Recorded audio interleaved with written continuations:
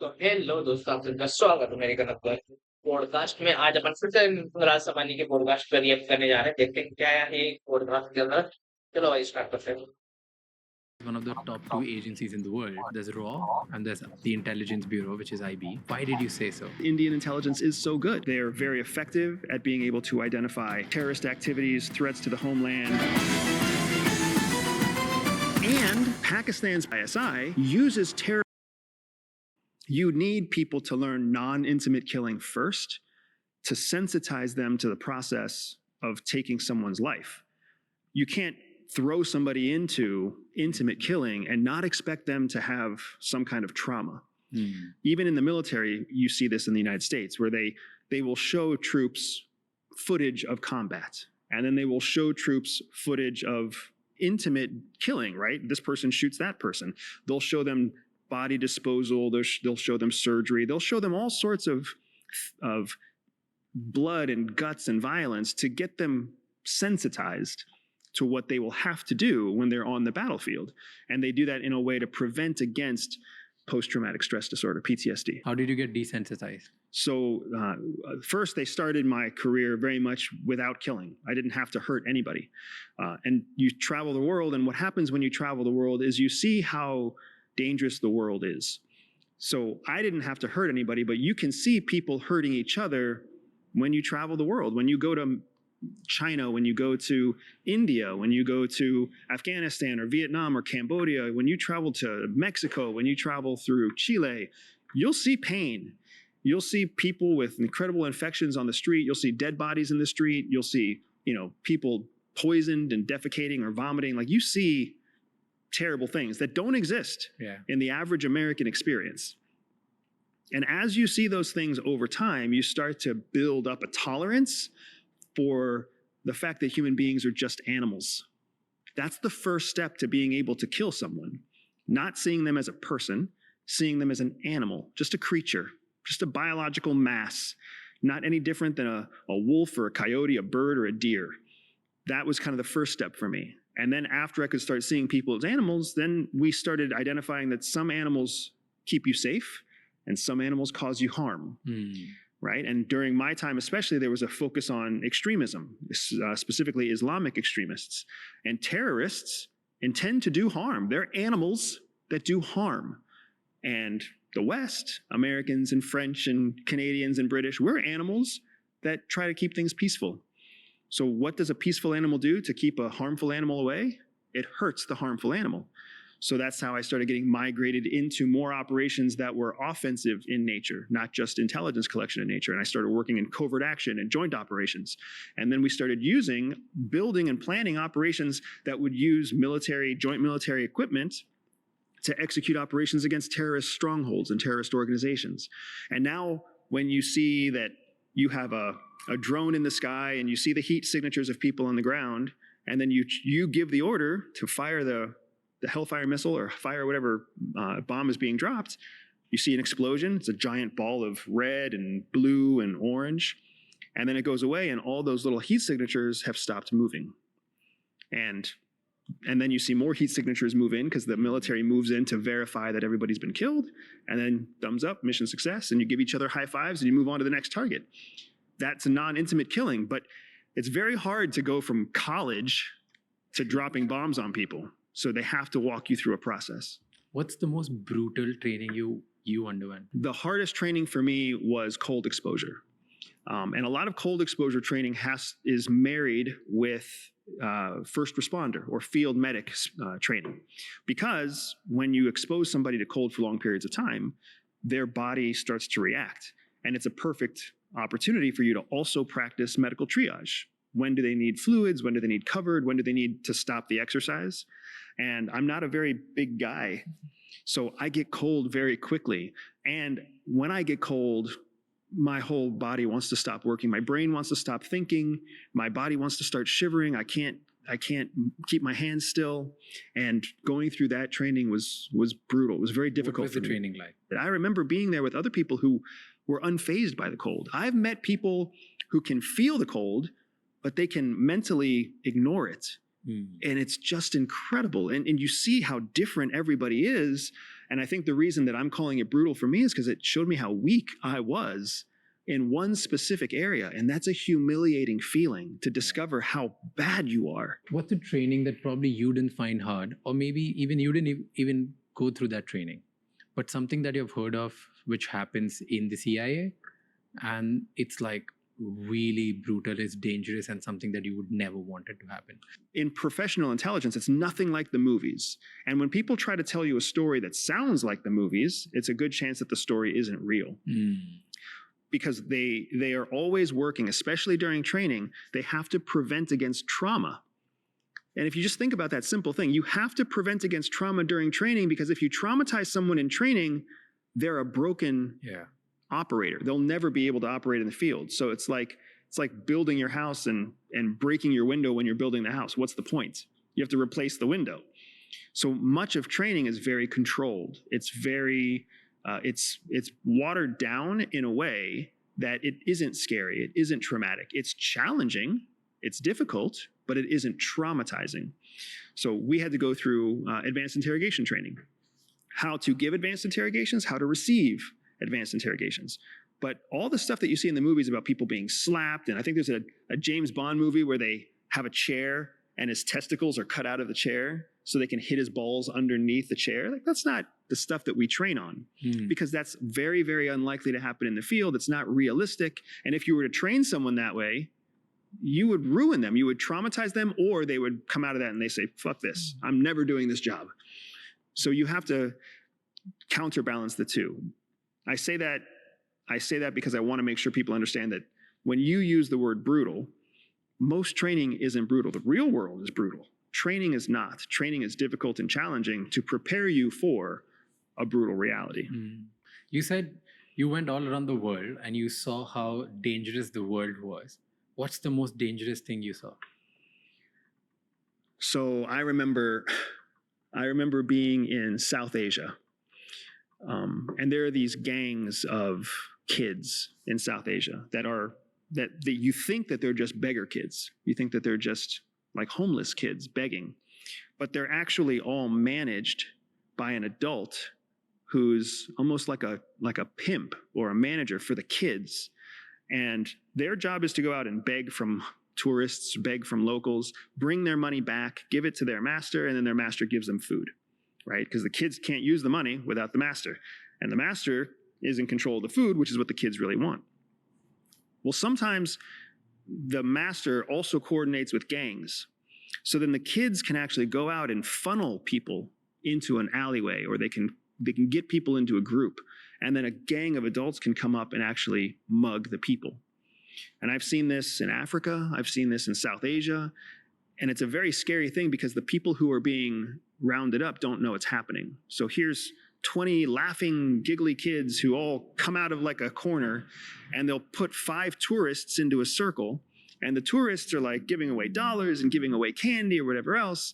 And then you'll have this group of 7 or 8 adults come out with knives, tire irons, poles, axes, whatever, and they will mug the adults, and they'll take their watches, take their passports, take their credit cards, take their money.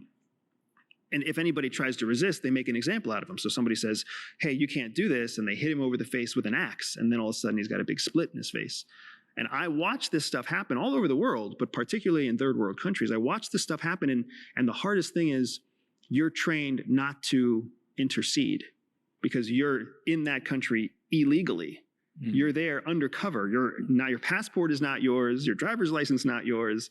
Everything's fraudulent. So you can't get involved, because if you get involved, you're going to have to do a police report. You might get interrogated. You might get questioned about what you saw, and none of your cover is going to hold up. So you watch these things happen to innocent people. Sometimes you watch them happen to people that you don't like anyways. I've watched Russians get mugged in foreign countries, and it doesn't make me feel better that they're Russian, right? It makes me still feel like they didn't realize what was happening to them. But let's try to talk a little bit specific about India. Okay. Because you went on the record and you said that India has one of the top 2 agencies in the world, right? There's RAW and there's the Intelligence Bureau, which is IB, right? These are the 2. Why did you say so? So what made you say so? Because People don't realize it, and part of the reason people don't realize how good Indian intelligence is because Indian intelligence is so good. The Research and Analysis Wing, RAW, is a very close collaborator with the West. They are very effective at being able to identify terrorist activities, threats to the homeland, counterterrorism, counterintelligence. And that capability is largely informed because of their relationship with the West, with the French, with the British, with the Americans, with the Germans, the Canadians.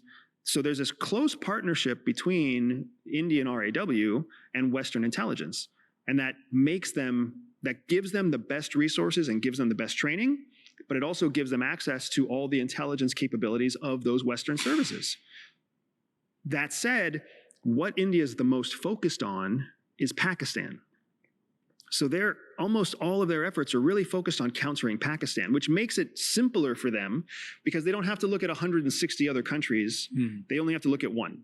They will look at China because China is a growing threat. They will look at other countries in the region, and they'll keep an eye on factions inside India that are working against the government. But their primary goal is Pakistan, and Pakistan's primary intelligence service, the ISI, uses terrorist tactics. This is something that's so important that people don't understand. Pakistan's Federal Intelligence Service are using terrorist tactics in India.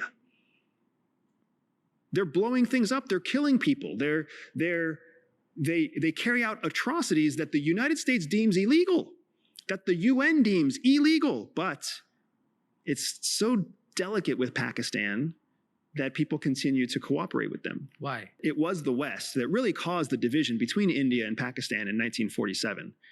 It's important. It's not like India and Pakistan always hated each other. India is primarily Hindu and Pakistan is primarily Muslim, and the British really came in 1947 and decided, hey, here's the Muslim part, we'll call it Pakistan. Here's the Hindu part, we'll call it India. And then ever since then, there's been conflict because you can't divide a country based on tribal alliances like that. So much of the animosity between Pakistan and India happened because of the West. It didn't happen because of them. From that animosity, they had to lean into their own strengths. Pakistan's a small country with very few natural resources. India is a large country with a great deal of natural resources. So as India built its commercial enterprise, Pakistan had to lean into its Islamic roots and rely on partners in the Arab world to keep it alive, to help it build its infrastructure, to help it build its own economic base. So what that means is India became independent. They became Indian. Pakistan became Arab. They didn't identify as Pakistani as much as they identified as Muslim. And that's a big part of what we see now, because now, 70 years later, India has a national identity as Indian. Pakistan has a national identity, but it doesn't trump its religious identity as Islamic. So they will use tactics that are being used by all across Islam, including Islamic fundamentalism. But India refuses to use fundamentalist tactics because it identifies as a nation first. That's also why India is the preferred nation over Pakistan worldwide. And I understand that's going to make Pakistanis pissed, but the truth is the truth. People see the value of India. They don't see the value of Pakistan. People understand India is a commercial, growing, entrepreneurial, manufacturing hub, tech hub of the world. Pakistan is not. Pakistan is just a strategic geographic ally that sits between the East and the West. You go back to the global war on terror. Pakistan harbors terrorism. It hides terrorists, including Osama bin Laden. It lies to its allies. It's a complicated, difficult place that also has nuclear weapons, right? India is trying to become first world. India is trying to establish and grow itself as a competitor to the Chinese and to the United States by making itself an ally to the Chinese and the United States. But there is no comparison between India and Pakistan on many, many levels. But the reason that Pakistan turns to these terrorist tactics is because it's their advantage as Islamic, in their Islamic community, to use tactics and to lean into fundamentalist Islam and these shreds of terrorist cells that continue to exist. You know, We'll come back to India, raw and intelligence agencies, but let's dive into Pakistan, ISI for a while. ISI and CIA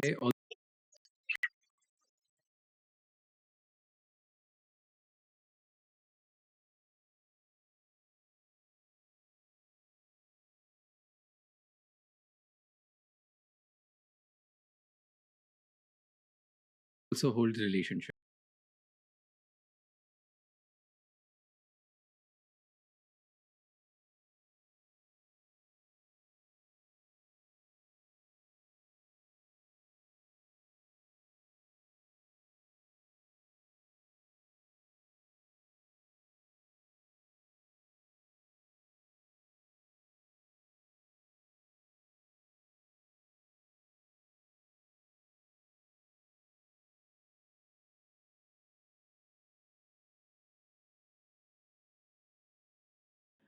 ISI is using terrorist tactics against India, against a lot of other places, which is problematic, which is illegal from the US standard, from the West standard, from the world humanity standards, right?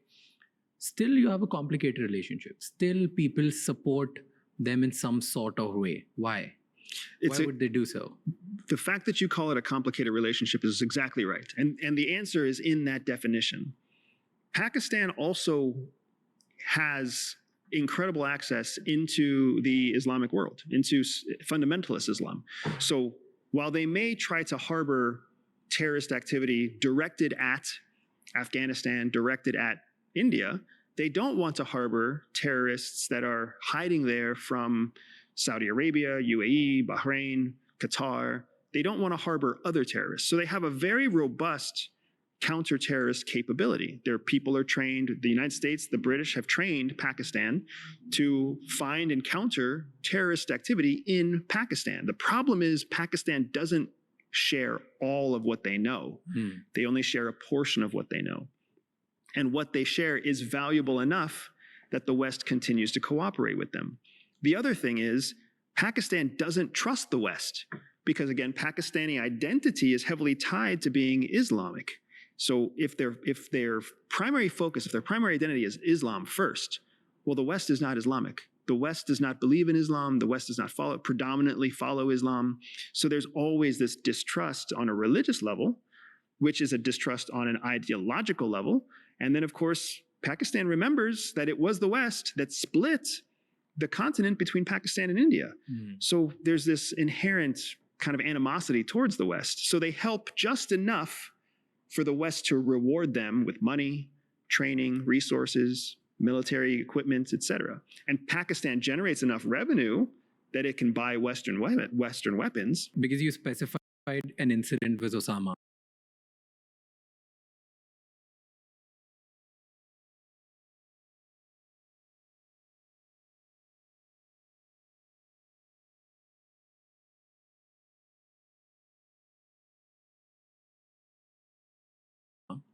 So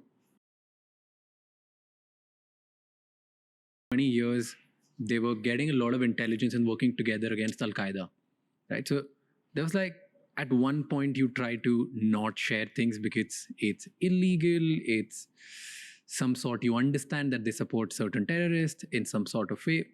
And then at the other side, you share intelligence. And still till date, there's no clear, are they ally or are they an enemy? Are they doing right or wrong? Are they good for the world, bad for the world? Like, we need to take a stand at one point, right? That's the average person's thought, is that you have to take a stand. That's not the way that intelligence works. That's not the way that the government works. Once you take a stand, once you make a statement, then you are at risk of being a hypocrite. You are at risk of looking like you're going back on your word. That's why you see so many politicians who never really take a stand. They always move. They say, hey, new information came in, or they changed their mind, or you know, there's something they didn't know about. You have to trust me on this, right? There's all these reasons that people don't take a stand, because when it comes to geopolitics, there's no benefit in taking a stand. For example, let's just say that we stood against Pakistan today. Well, what if a new president's elected? What if there's some sort of upheaval in the country? Do we still take a stand, or do we change our mind? Look at what just happened in Syria. For decades, people have seen Syria as a safe haven for terrorists, as a dangerous place, as an ally to Iran. And then there was a uprising, a new government took over, and people there was about a year and a half where people weren't really sure, should we support this new government or shouldn't we support this new government? And now we're seeing more support for the government, but only after we saw continued attacks. And the new government that we're supporting in Syria is backed by a former Al-Qaeda member, right? The world is a dynamic place, so you don't want to take a final stance. You want to do whatever's in your temporary best interest at any given time. So what's the advantage for America or CIA to continue supporting Pakistan? We have spies that can tell us about India. And why do you need to have that? Why do you need intelligence against India at this point? Because India and CIA is sort of an ally, they're partners. Very similar to Pakistan and the United States being similar and being partners and allies, right? The truth is, India is mature enough. India is smart enough to know that India has to take care of itself. So let's not beat around the bush. India is not trying to be a Western country. India is not trying to belong to a Western bloc. It's not trying to belong to a Western group. In fact, it's associated itself with an Eastern economic group called the BRICS, right? That involves China and Russia. So India is very independent. Well, India is not going to tell us everything either. So how do we know when India is lying? How do we know when India is telling the truth? How do we know when India is operating in the best interest of American interests and when it's working against us? We need spies in India. Well, who's the best at getting spies in India? Pakistan. That's the only reason? That's the main reason. The other thing is, India's increasing its cooperation with China, not in a military way, but in an economic way. So if we want to get to China, we can get there through India. There will be Chinese people in India. There will be Chinese technology that goes into India. There will be digital trails that travel between India and China. So the easiest way to get access to China might not be through China, it might be through India. So that's another reason why we want to have spies in India. We want to have relationships in India. And as much as it might be difficult to understand, as long as there's conflict between India and Pakistan, there will always be an interest from both sides to get help from the United States. Weapons, intelligence, tactics, training. So we don't want peace between India and Pakistan. If there was peace between India and Pakistan, nobody would need us. So the United States knows that. So the United States is happy to play on both sides to just keep enough friction that you don't turn into nuclear war, but you do continue to distrust each other. So you're telling me that the United States of America and CIA, they fuel certain sparks between India and Pakistan to make sure that they keep fighting? The whole world. Because it's in the interest of USA? The whole world does that. How do they do that? So part of it's covert influence, part of it's political kind of... Give me specifics, like how does this happen? So there are, you've got social media in India. You've got newspapers, you have TV channels, you have billboards, you have politicians, right? So all the first world countries, the United States, Russia, China, North Korea, Iran, Saudi Arabia, UAE, we are going to fund both sides, both the pro-peace side and the pro-conflict side. We'll pay for ads, we'll have cutouts, we'll have assets that continue to kind of keep the distrust alive, whether that's in magazines, whether that's stories on the internet, whether that's TV shows, whether that's production companies that fund TV shows, right? We can place screenwriters into the script writing department of television channels. We can hire journalists to write certain stories. We can create bots that post stuff on Facebook or post stuff on Instagram. Like the world is incredibly easy to shape with covert influence, especially when there's already an inherent distrust in the country. It doesn't take much to just validate somebody else's fear, right? You can just create an AI picture and just say, hey, here's Pakistanis hurting an Indian child. And the same picture with a different poster can say, hey, here's Indians hurting a Pakistani child. And that can just fuel enough conflict back and forth. And that's what more nefarious countries, Russia and China, would absolutely take advantage of doing that kind of operation. Whereas what the United States would do is more sophisticated. It would only give certain intelligence to Pakistani intelligence that shows like egregious activities in India, and it would hold back other intelligence. And then it would give India intelligence about egregious activities in Pakistan, but hold back other intelligence. And the whole reason that we're doing that is just to continue this internal conflict between your two countries, because as long as your two countries are in conflict, your resources are being used against each other, your attention is being focused on each other, your economies are both being depressed, so you can't grow because your GDP is being focused on military and intelligence activities. You're manipulating geopolitics the same way that you manipulate children in a playground, right? Hey, Johnny doesn't like your hair. Hey, Jimmy thinks your mom is stupid. And now all of a sudden, Johnny and Jimmy are fighting. It's fucked up, but it's how the world works. It's how the world works. What do you think the world's going to be better if we just let everybody grow? If we just let everybody have a fair chance? If we just let everybody try to become the biggest and the strongest? No, because as everybody gets bigger and stronger, there is more conflict. Inevitably, big, strong people run into other big, strong people, and they want to know who's the bigger and the stronger. There will always be a limitation of resources. This is economics 101. You can't have everyone succeed, right? The Bible and the Christian faith, the Torah in the Jewish faith, the Book of Mormon in the Mormon faith, right? The Buddha in the Buddhist faith, they have all taught us there will always be suffering. Human beings will make each other suffer. You can't fix it. You can only prepare for it. But we have been sold this idea of fairness and equality. Fairness and equality is what you feed children when they're in school, to make sure that they grow up to become adults that work quietly in a factory. In real life, you should know this more than anybody. There is no equality and there is no fairness. You either have it or you don't have it. You have the network, you have the money, you have the power, you have the vision, or you don't. And when you have it, you don't give it away. Do you think this is just because of economics and you don't want everybody to grow to keep the world in a peaceful way? Or is it just America's play to control the world, and they just want to keep being at the top? They want to rule, they want to maintain their position, and they don't want anyone to challenge them in any sense, any form or way. It's a great question.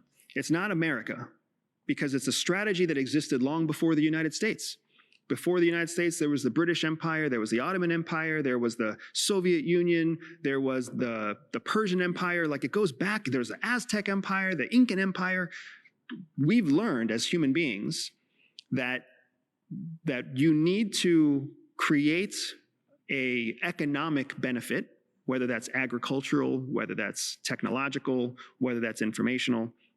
You need to create an economic base, power structure, and then you need to use that power as leverage to protect yourself, and then you grow more power to protect yourself even further, right? It's kind of like when you build like a hill out of dirt.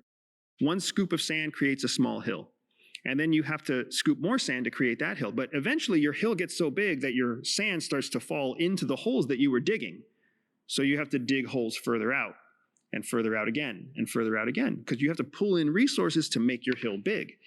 This is how the whole world has always worked.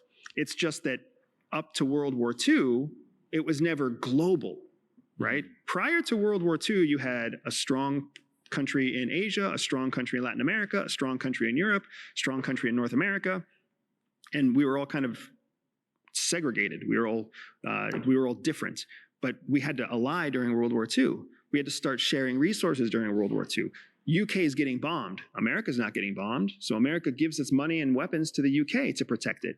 The Soviet Union is trying to fight a war, but it's running out of resources. So the United States and China support Russia in World War II. And the same thing's happening across Europe, right? The Nazis are pulling resources from every country that they attack to consolidate resources to build a bigger pile of sand. So the strategy that America is using now is no different than the strategy that the world has been using forever. And if America is no longer the leader of the free world, some other country will have the next biggest sand pile, and they will continue to draw on the same process. So how America maintains a superpower now? What are they doing? What are the ways they're trying to control and maintain the power that they have? The chaos that you see in the United States right now is because the United States is trying to answer that very question. Donald Trump, our current president, and our previous president, President Biden, had two very different ideas of how we are going to secure the United States. What I don't know, and what we're all going to discover with the next election cycle, is whether those ideas are personal to the president or whether they're based in the party. Is it that the Republican Party, the Conservative Party, thinks one way, and the Liberal Party, the Democratic Party, thinks a different way? Is that what's driving us? Is that what's driving the chaos? But in the case of the United States, what's driving all of the chaos is for sure this question of how do we maintain our superpower status? Donald Trump believes we need to carve out our technological advantage. We need to put tariffs on other countries because we have all the money. And if we put tariffs up, then they have to work with us if they want access to our money. He believes we need a stronger military. He believes that we need to essentially tax everybody else in order to have access to our market. That's what he believes. That's what he's trying to carry out. And there's part of the American population that doesn't agree with that.